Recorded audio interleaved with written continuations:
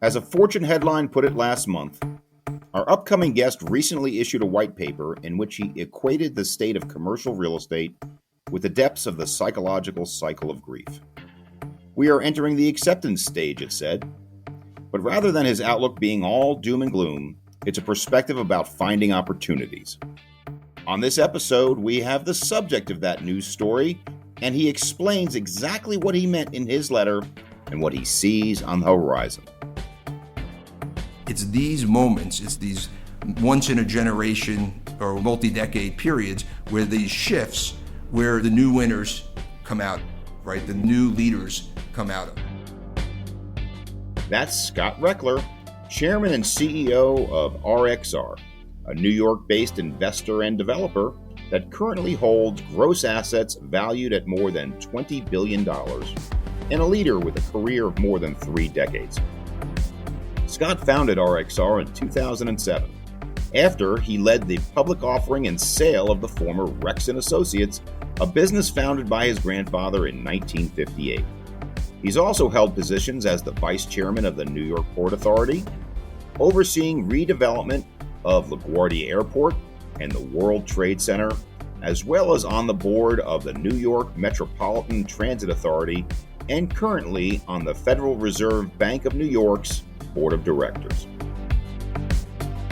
Coming up, digging deep with an innovative, highly experienced leader for strategic and tactical insights, including a snapshot of the vividly named Project Kodak and other notable initiatives. Scott Rechler of RXR. I'm Spencer Levy, and that's right now on The Weekly Take. Welcome to The Weekly Take, and I'm delighted to be here with Scott Rechler. Scott, so great to see you. It's great to be with you, Spencer, too. I look forward to the conversation. So, Scott, for the benefit of our listeners, what type of vehicles do you use? You were a REIT, now you have private investors, you have institutional investors. Tell us a little bit about that. Yeah, so our public company was a company that we grew from, that took public in 1995. And I would say being a public company, it became more and more restrictive between Reg FD after 2000 and then investors wanting shorter term results and not necessarily thinking longer term. And really what was driving our growth was a view that as you saw changing demographics, changing the way that people use real estate, new innovations, we wanted that flexibility. And the public market said, we're not comfortable with that.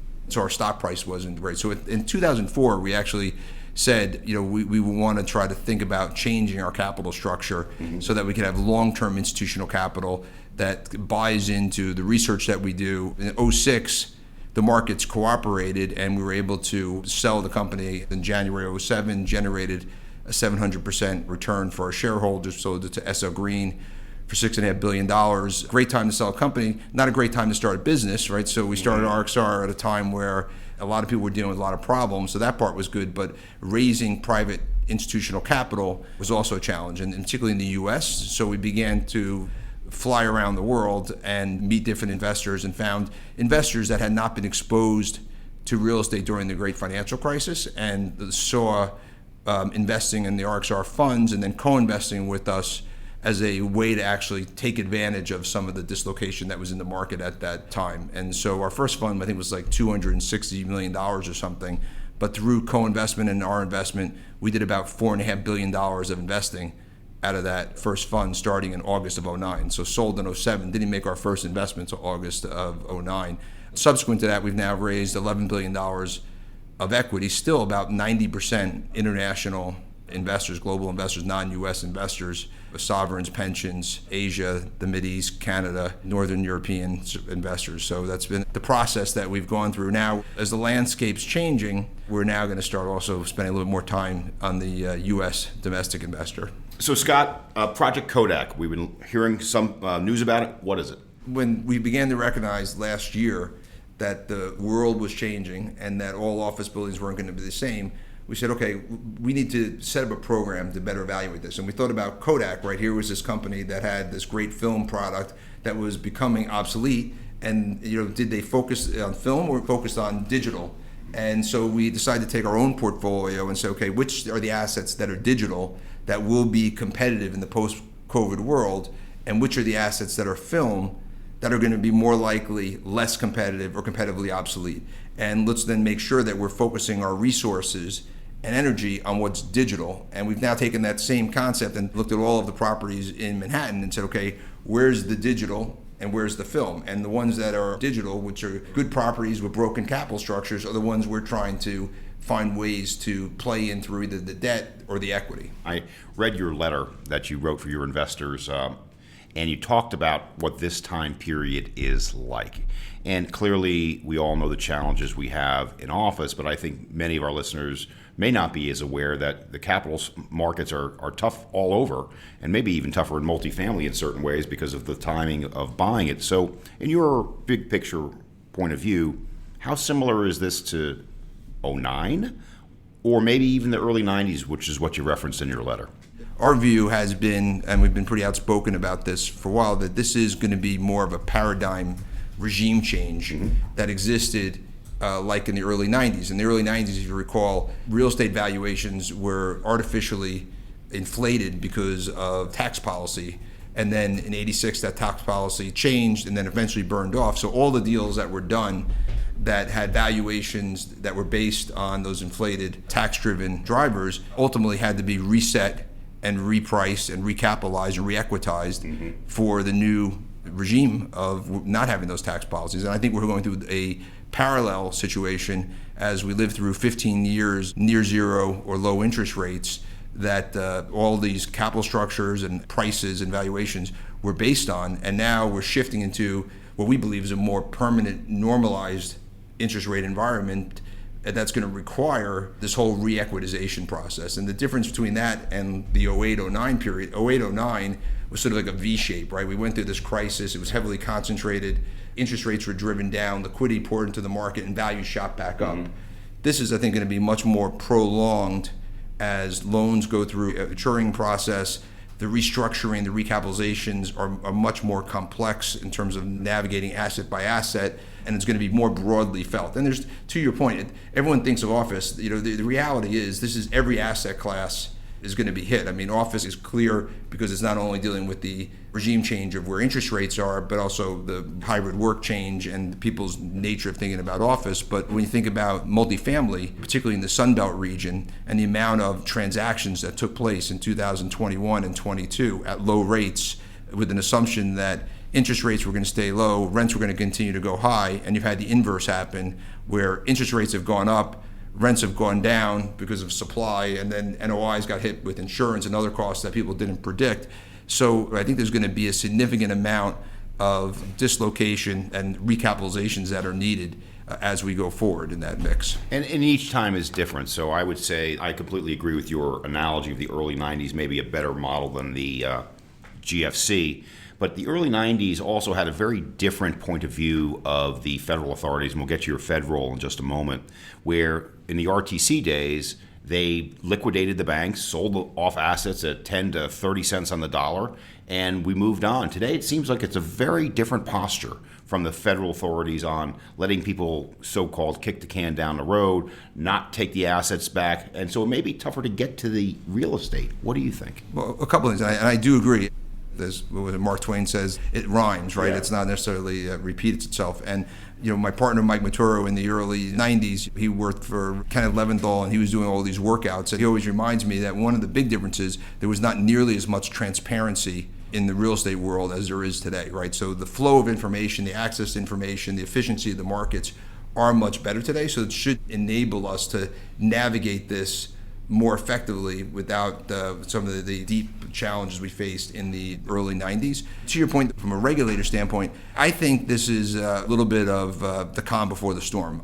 There was a period in the beginning of 23 that people paused. So the surge in inflation, was there going to be a recession? Would rates come down in that situation? You had the financial shock in the spring with Silicon Valley and Signature, et cetera, that took place, and the Fed and Treasury put this term loan facility in place that was a little bit of a stabilizer and created a little bit more liquidity into the market that maybe prevented it from getting worse at that moment of time. But then you see New York Community Bank just recently, right?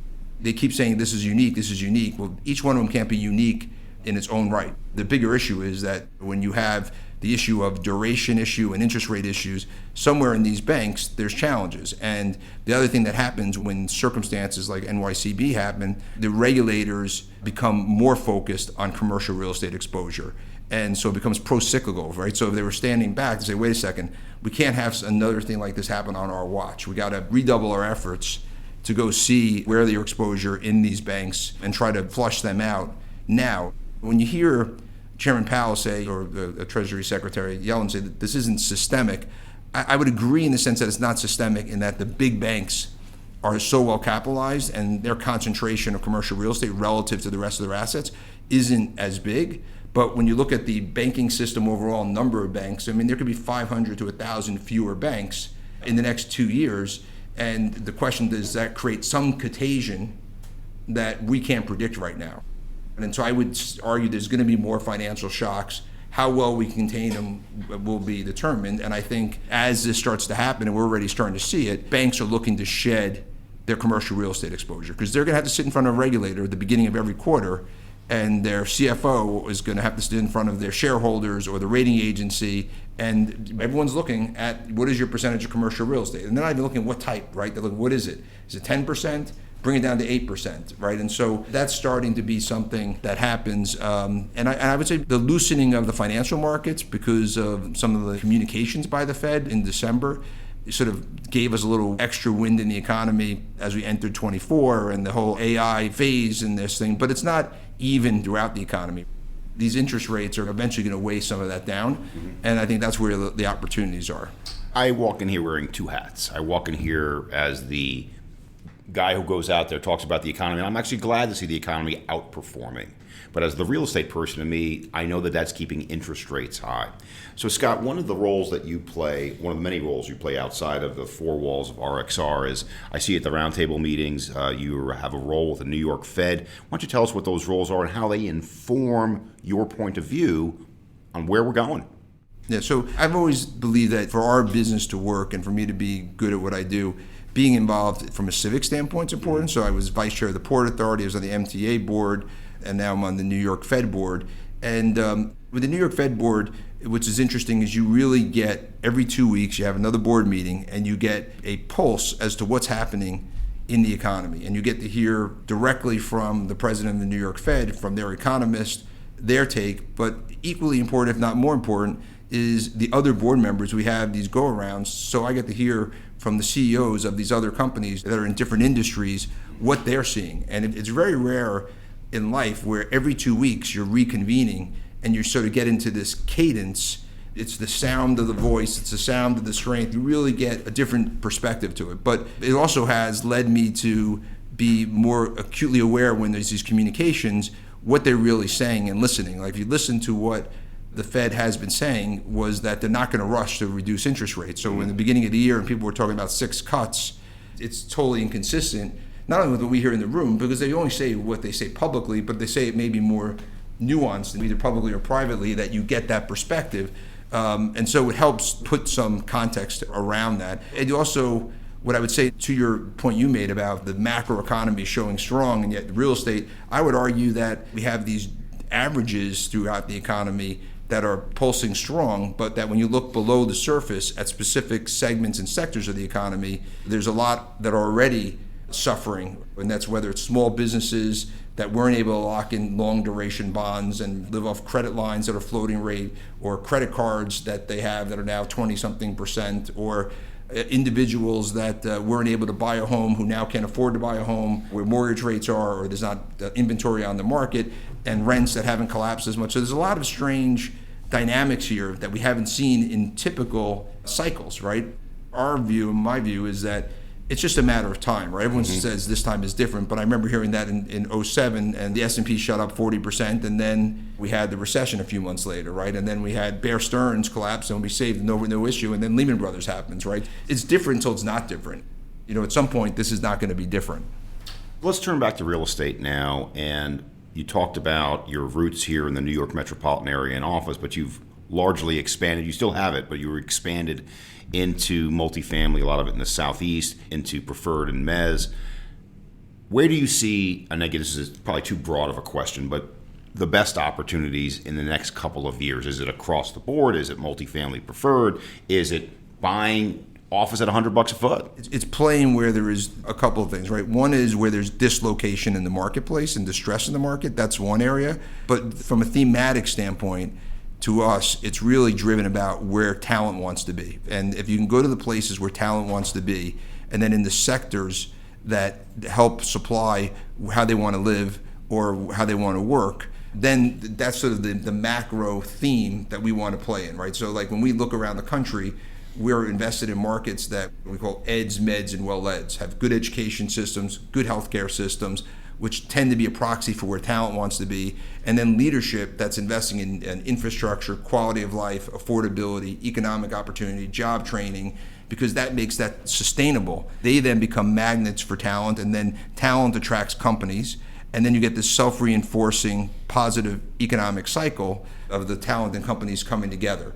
Areas that we're very focused on right now is Phoenix and Raleigh, North Carolina, and Denver and Dallas, Tampa. That's the overlay from a standpoint of where we want. But then I think what's most compelling, and we're playing it on credit, on an equity, is housing, right? Because I think housing is going to face, as we just talked about, a headwind over the next 2 years as we have to deal with all these recapitalizations, plus this surge of supply, particularly in the Sunbelt marketplaces. But once you get through that, you're going to actually be in a market that's very undersupplied, because we went into this undersupplied by 6-7 million units of housing.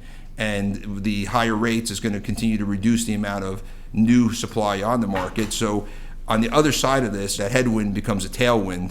And so if you can buy high quality or invest in high quality housing, again, rental housing is what we're focused on, in those types of markets, at these types of bases, you're going to do very well on the other side.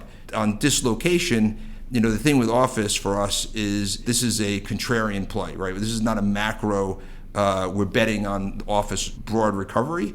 It's a very specific that office is being painted all with the same brush. And if you have the market intelligence to understand which buildings really have strong tenant demand, so they're good buildings with broken capital structures, you could be buying into them at the right basis, usually within the debt to get there. And then when the world starts to recover, those buildings will start to normalize on value. And it's very much in that instance like the mall space with after e-commerce, right? When e-commerce happened, people said, oh, we're not going to go to, malls aren't going to survive. And what really happened, if there was 5 malls, those 5 malls maybe became 2 or 3 malls, but the 2 or 3 malls that survived were the ones that were easiest to get to, were a great experience, were well managed and activated. So the people came there, then the tenants came there, and then eventually the capital markets began to make the distinction between the malls that have that type of demand and are doing well versus the ones that are competitively obsolete. And I think the office market eventually is going to do the same thing. It's not happening now. Right now, everything's sort of being valued the same way. And so our concept is buy right, buy those buildings where we have see those demand drivers, and then it's a 3 to 5 year period probably before the capital markets catches up. So I just got back from Los Angeles, and I was in Century City, and I actually am going to be posting this on LinkedIn for anybody who wants to see it. They're building a brand new office building, and I was talking to my brokers in the market, and I'm like, well, why? They said, well, they've got incredible anchor tenants. It's public knowledge. CAA is going to be their anchor tenant, the talent agency. There's going to be some law firms. There's going to be some others. And they're setting record rents in that building because Century City is a place where you're seeing some people who are moving from downtown to Century City. You're seeing that live, work, play type of environment. But I'm just going to go back to the very first thing you said in the prior segment of the conversation. We're in the labor business. We're in the demographics business more than we're in the real estate. Real estate's really a derivative of that. That's correct. Do you agree with that? I completely agree with that. And I think to your point about the office buildings, and we're seeing here obviously as well, it's sort of a stock picking strategy. The buildings that are in demand are in very much demand. And I would say, at least in New York, after Labor Day of last year, you saw a psychological change where people began to recognize we're going to be coming back to the office. And maybe it's hybrid work, but that's 3 to 4 days a week. We still need the office space for that. And so the amount of demand that we began to see has been dramatic, and it's kept itself up as we go into 24.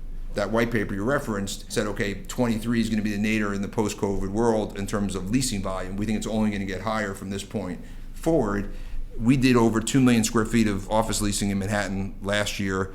In the first quarter alone, we have 1 million square feet of leases out already. And in certain spaces, There's, in the good buildings, for the good spaces, you actually have pricing power because the companies want those spaces, and there's only a handful in these certain submarkets that can get there, right? So I think that this concept of this flight to quality that you're referencing is going to be something that continues. The challenge is going to be the assets that don't fit in that category, and how do we ultimately address that excess inventory that really is competitively obsolete, right? And you saw in the mall space, we've bought some malls that we're converting to multifamily, but they could be 10 years later, right? And the longer that goes for the urban ecosystem, for the transit systems, for the local restaurants, for the energy on the streets of having empty buildings is not a good thing, right? I'm so glad you mentioned it in exactly that way, Scott, because most of the times when I'm at the round table, when I'm meeting with politicians, and love your point of view, every politician I see, after we address the problem with Class B and below office buildings, I tell them, I say, I don't want your money. I want my time. And what we're seeing now are some places getting the message where permitting time is the issue. It's not the money. Right. It's the ability to get it done not in 5 to 10 years, but in 6 months. I'm not trying to go political here. I'm just giving an example. So the Live Local Act in Florida right now, it allows you to materially expedite your permitting time from 4 years to 6 months if you're going to put 20% affordable. And you're even seeing places like Bal Harbor, which may be the fanciest mall in America, putting it right on site because they can't get workers. First of all, do you agree that permitting is the fundamental gating issue, and what do we do about it? Well, I think permitting is one of the gating issues. I think there's a few of them, but permitting clearly is one because people aren't going to even take on these projects if there's an uncertainty about when they're going to be approved, right? New York is an example. The city and the state have been looking at just rezoning and providing flexibility that any office buildings in certain districts that were built before a certain age can automatically have the right to be converted to multifamily, right? So that's a good concept. The second issue, though, is to really make these work, you need the basis to come down, right? You really got to be buying these buildings on a per foot basis that's almost the equivalent of land value because the inefficiency of what you use, you're not really, your office rental square footage isn't necessarily your rentable square footage for an apartment, right? So it's got to be lower on that number, and that's a period of time that people have to capitulate to get there. We're doing a deal now downtown where we have been working with a lender, and it's a 50% discount to get to that point, but now we're at a point where we can convert it to multifamily in that mix. And the third thing, at least in cities like New York, is the taxes are so high for multifamily that if you're going to be building rental housing versus for sale housing, you need tax incentive. I mean, that's why we have this program 421A that expired, but since it's expired, we pretty much have had no new projects going into the ground because it's very hard to make economic sense on a rental basis. The other material increased cost we've seen recently as an impediment to new rental units is property and casualty insurance. It's something that, quite candidly, I never talked about that much in public before last year. Now comes up in almost every conversation. How much of an impediment is that? Listen, we've seen insurance premiums spike, particularly again on our rental housing, multifamily, probably 30% across the board. We have the advantage of having a diverse portfolio and a pool for our insurance, so that gets us some ability to mitigate some of that expense. But when you go back and talk about the distress, thinking about the Sun Belt region, some of the extreme weather conditions that they face in those regions, and the challenge of having oversupply, rents being subdued, and being in a situation where now your insurance costs are up. So your NOI, even if everything held, is going down, right? And so it's almost a triple whammy of challenges they're facing. Let's talk about underwriting for a moment. Data, okay? This concept of data, AI, it's in every conversation we have. How data-driven are you versus being more old school real estate driven of, if you're going to get a deal done, it's a lot more than just data? I think data is a tool in the toolbox. That's a great tool to have that we didn't have in the past. But you still need to have your on-the-ground real estate instincts and expertise. You're not going to just let ChatGPT tell you, this is where you should be buying something or building something. But we use data, for example, on the office side to monitor the level of tenant showings in all the buildings that are around the buildings that are in the competitive set of buildings that we're looking about buying or debt we're looking to buy, right? So we can see how much demand there is for similar spaces, the vacant space in the buildings that we're looking at. And we would never have had that transparency historically. And VTS is a great tool for us in that regard because you can see, again, anonymized, but you can see level of showings that you can vet different types of cuts of space so you have a comparable set that's forward-looking, not backwards-looking, right? We also look at cell phone records to see activity in the areas that we're looking of buying buildings to monitor where they were and the trends as to how that's playing itself through. On the multifamily side, obviously, we use that a lot for seeing in-migration, the diversity of demand drivers, supply in the pipeline. So there's a lot of things that you can use that for there. And then I think operationally, it's been a big game changer where we're able to use AI to monitor sentiment analysis of our residents in our multifamily as they communicate with our concierge and have positive or negative things to say. We don't just get an occupancy report, we get a sentiment report that takes those conversations and puts it through natural language processing and tells us there's more positive or negative. And then so if we see positive, we say, what are they doing differently and how can we translate that to our other properties? If they see negative, is there something that we could be doing to address it earlier? Was a fire alarm going off? Is there an issue with the manager in that building, right? So it gives you a leading indicator. And then the same thing we're doing on predictive analytics now is that we're collecting the data to predict whether or not a resident's more likely to renew their lease or not renew the lease. And we have an algorithm that we've been working on for a couple of years now that's 83% accurate. So if we believe someone's going to renew their lease, we can revenue manage other vacant units more aggressively, knowing that we're not going to have a pool of vacancy. Mm-hmm. One of the things that you mentioned earlier on was infrastructure. And infrastructure as an asset class traditionally wasn't real estate, but now the line seems to be blurring. In fact, I just came back from an event last week where data centers were like the biggest thing. Is data center really real estate? Is hotels really real estate? Is industrial that's in a port really real estate? So to what extent are you playing in that segment? And do you see the merger of the two? It's a good question. I guess to start with the first thing, the terminology of infrastructure has been spread pretty wide, right? Mm-hmm. Digital infrastructure, we get healthcare infrastructure, student housing infrastructure. So there's a lot that can fall under the umbrella. We play traditional infrastructure. Like as an example, we're building a Terminal 6 at JFK right next to JetBlue. Mm-hmm. And we bid with an airport manager to do that. We have an infrastructure team. Why did we win that mandate was because when JetBlue, who was running the process, looked at RXR, they said, okay, well, what do we need to do to get this done? We need to navigate a regulatory process. We need to build community support. We need someone to make sure that we can put a budget together that meets our needs to build this.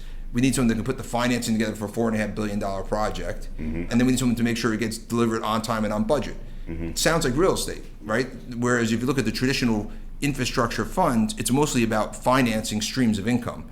So that's where I think the connection plays, is that real estate in the basic function does well when it comes to public-private partnerships on infrastructure because it plays right to foundationally the disciplines that we have. Let's go back to fundraising for a moment, and I'm going to tie fundraising to green, to sustainability. And first big picture question, how is fundraising going right now? Because I'm hearing very mixed signals from my clients.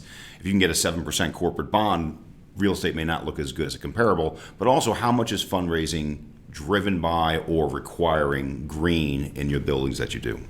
Right, so first on the more macro fundraising, I think it's been sort of widely reported, this is probably one of the most challenging fundraising environments that we faced probably since 2008, right, when I started this the last time. We're fortunate in the sense that we have a number of large institutional investors that have been separate accounts for us as we've gone through the other rounds of investment that are backing our strategies today. And so it gives us the ability to not have to rely on getting the next fund raised, right, to be able to be active. We have a credit vehicle, we have a rental housing vehicle, we have this office recovery vehicle, but you got to think differently. Like in the office recovery vehicle, office is taboo to most institutional investors right now, particularly pensions in the US and in Canada because of their exposure to it. So we went and cut a joint venture with Ares where we did $500 million together, and we can raise more on top of that, and we do co-investment off of that. And so in some cases, that's a better model, right? And I remember in the past having conversations with some of my peers with it's the concept of saying everything needs to be discretionary fund, I think is overrated in the sense that as long as you have capital allocated to you even if it's discretion in a box, that money's allocated because people buy into the strategy, and your client, your partner, wants to deploy that capital as long as you're able to find the right investments that meet the strategy that you're setting forward on, right? So I think the good news again for us is we have the relationships where there's a lot of capital that happens to be immune to the circumstance right now. The goal longer term is, as the markets start to normalize, is for us to start tapping the US market, some other areas that we haven't before, but we'll have a good pipeline of activity, track record, and funds that have been seeded already in these different strategies. So that's the first part of the question. On the second part, I will say we're always focused on sustainability. Our corporate values is doing good, and doing well means doing better. So it's sort of built into our DNA. Because of that, we get maybe less feedback of it's a requirement of things. Now, I think for us, when you think about at least environmental sustainability, and you're trying to think about assets that are truly institutional Class A assets, which is what we like to own, you need to be sensitized to that, because that's what's going to ensure that it sustains that value long term. If it's not something that has that, you're not going to be necessarily able to have an institutional quality assets is going to demand premium cap rates on the exit. So that's sort of built in. I will say my own personal view is, and I've had this conversation with my European investors, is that it's a little bit too concentrated on the environmental sustainability of things. When we think about sustainability, we think about sustainability more broadly. So there's environmental sustainability, there's economic sustainability, there's equality and opportunity sustainability. And when you pick one and say it's environmental, you can't pick that one without realizing there's trade-offs. So, okay, you can do that, but guess what? People aren't going to be able to afford homes, or people aren't going to have jobs. So when people talk about ESG, you have to think about all those factors, and you got to think about the implications if you overweight one, what it does to the other, and not ignore that in your policies and in your strategies around that. Final thoughts, and when you frame your final thoughts, I'd like you to do it in the context of you've been in the business your whole life, you've family business, REIT, now the fund vehicles. We've got a lot of professionals out there that listen to this show that are seeing their first real downturn, and candidly are probably scared. What do you tell them? Moments like this are both challenges and opportunities, right? And I think, and we've looked at that for our firm. You have to be eyes wide open and address the challenges that are out there. And that means developing strategies, communicating effectively about them, being committed to addressing them, but also not putting good money after bad, not chasing things that aren't going to work out, when in the case of being disciplined in that mix. But don't get lost in that and miss the opportunities. And we've talked about it a couple times in this discussion, right? It's these moments, it's these once in a generation, multi-decade periods where these shifts, where the new winners come out, right? The new leaders come out of. And so this is the moment where professionals in our business that think of this as an opportunity to differentiate themselves, to take new leadership positions, to take on the challenges, to demonstrate their capabilities. This is a changing the guard moment, there's no doubt. I mean, look at how many musical chairs as seats that we've seen over the last 3-4 months across real estate firms, investment firms. That's why this is happening, right? And so this is the chance to elevate and really capitalize on this moment.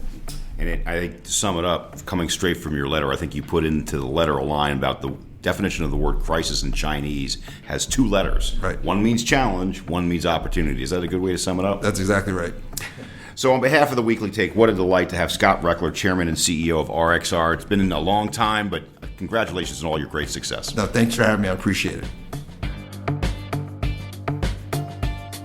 For more and deeper insights on the industry, please visit our website, cbre.com/theweeklytake. Share the show, send us your feedback, and of course, please subscribe, rate, and review us wherever you listen. Looking ahead will expand your thinking with important tactical insights and more in the weeks to come. Thanks for joining us. I'm Spencer Levy. Be smart, be safe, be well.